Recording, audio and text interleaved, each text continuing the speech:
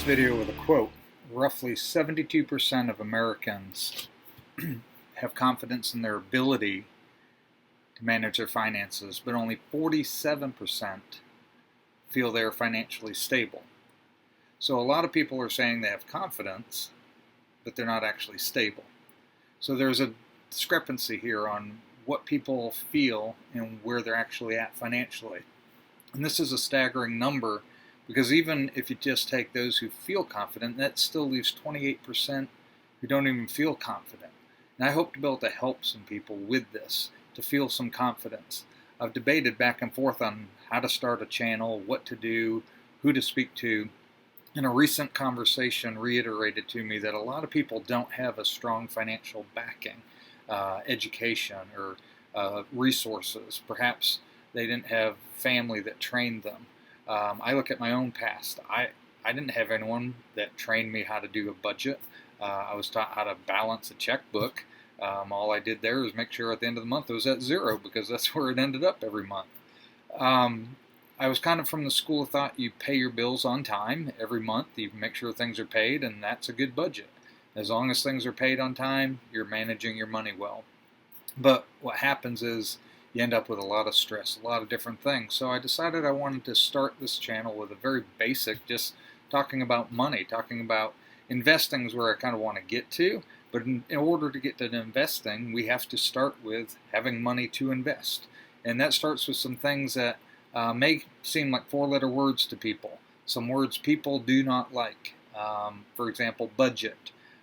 Budget is a big no-no word to a lot of people. It feels restrictive. It feels like it's going to keep you from doing the things you want to do. But you do need a budget.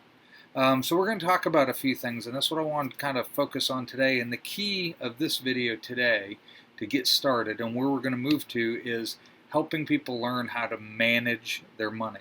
You have to manage your money. Money is going to be coming and going. And if you're not managing it, it's going.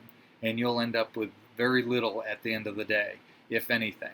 That's why there's so much $800 trillion in American consumer debt, because we live beyond our means. At the end of the month, we're at zero, but we still have some needs.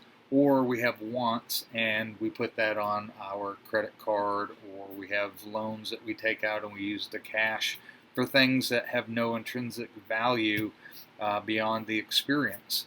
And so we have to get on these things. And I want to just talk briefly about four kind of overview topics that we'll go into deeper on the next four videos individually, maybe even multiple videos on some of them. And we'll deep dive further as we move on, and some people who maybe have further information, better knowledge about things, they may look at this video and be bored. Okay, click forward. Once I get some more stuff up there, we get into investing, talking about mutual funds, index funds, whether you're going in your 403, your Roth, your traditional IRA. We can get into all sorts of things. We can go deeper. But we can't get there if we don't know how to even save $100 a month to invest. So I'm going to start with the very basics, and we'll move forward. Hopefully you'll join me for the ride. Hopefully some of you will pass this forward to friends or people you know that maybe it could be useful. My goal is to provide solid information. I'm not going to be speculating. I'm not going to be trying to promote risky things. I'm going to be sharing some mistakes I've made. I'm going to be sharing some successes I've had, and I'm going to be sharing things that I believe are helpful by taking the slow and steady approach to managing your money, investing, and providing for a solid future. As you can see, I'm getting a little bit older, and if I could go back and tell my 25-year-old self something, I would tell him that you're going to be old quick. It is coming faster than I could have ever expected. There's some things I've been doing that kind of make me realize how much older I'm getting. The other day I was filling out something and I had to put my birth date in, and I couldn't just type it in. I had to click back each year. So I'm clicking back 2022, 2021, and I had to go all the way back to my birthday. It took a while, and it made me realize life has gone by fast. Every time I clicked that, I was like, that was a year, that was a year, that was a year, and it's just gone by so fast. and we're here. I'm here. I'm 54 years old. I am here today. I can't go back to 25. You might be 25. Hopefully you'll get this early and do some things that me and others have messed up on. Some people who have started early and been very successful doing these things early on, they would probably tell you, yeah, do this now. Maybe you're 70. Maybe you're way past my age. And it's not too late to start. The worst thing to do is say tomorrow. Today's the day to get started.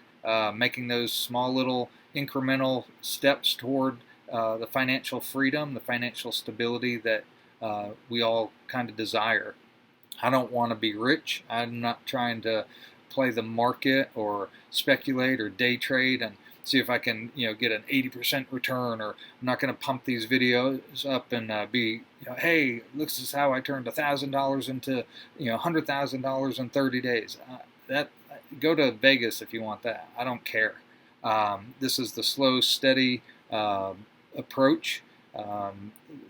Things I've learned from others. I'll try to give credit to people on concepts and things I've learned from others. But I watch, I'm kind of nerding out on this stuff. This is what I do. I work out in the morning. I watch YouTube videos. I listen to podcasts. I read books about investing, finances, money. I like numbers. I'll make financial charts and Excel sheets and stuff just for myself because I like doing it, and it thrills me. Not everyone likes that. I want to do some of maybe the legwork for you and help you just implement basic stuff to make the progress you want to make. So let's look at a couple things here. 25% of people feeling confident but lacking stability. So there's a gap in what people know and what people are doing. So that's where some of the things we'll talk about. Okay, you know these things, we got to put them into practice. But even those who don't know, we go to school, the school systems, there's a new program every year. No Child Left Behind, 4th grade reading, guarantee, whatever they call it. There's always a new program, a new initiative to make sure our kids can read. I mean, that's important. Literacy is important. But financial literacy is almost shunned upon. We teach economics, or we have people teaching it who are teaching speculative things, or teaching it's okay to have debt and putting people in debt, and you can't live without a credit card, and all these types of things that really aren't fact. There are some things that I'm not a dogmatic person with these. There's some things that, you may have to do some things we don't like at times. But financially, there are ways to do the things that give you the freedom you're looking for. Whether you're trying to initiate FIRE, financial independence, retire early when you're 30, or you're trying to do it when you're 50, or you just want to retire when you're 65 and know that you can take care of yourself, your spouse, your medical bills are paid for, that you don't have to worry if I'm going to end up in my kid's basement when I'm 75 years old, or if I'm going to not have the money to take care of my bills and I'm going to have to do something that maybe I don't want to do with that time. We want independence. Financial independence simply means you get to do what you want when you want. Doesn't mean you don't have to work. Doesn't mean you may get to do something you enjoy. So we're going to be looking at a lot of different topics through different videos, and really be busting out some of these things. So you'll see me looking up. The other thing I debated on how to do these videos, like do I want to make them all professional, have all these slideshows and all this graphics and stuff, and that's just not me. I'm just a sit-down chat type person. I've spent lots of years doing teaching, presentations, and I've always been a very casual, just kind of talking type person. I don't feel there's anything wrong with the very professional, well done, very creative mode. I'm just not that person. So this isn't going to be for everyone. There's going to be people that watch this are like, I don't like this guy. He doesn't look very professional. Look at him, he's wearing a t-shirt and hat. What's he know? And take it for what it is. I'm just going to try to be as real as I can. I'm going to try to keep as anonymous as I can. Obviously, you can see who I am, but I'll give some personal information without giving too much up of myself and my family. But there are some things that I think can be good life lessons that I've experienced, and my wife and I have experienced, and our kids have experienced. So let's talk about these 4 things very quickly, and we'll kind of wrap up this initial video. just kind of talking about these four things.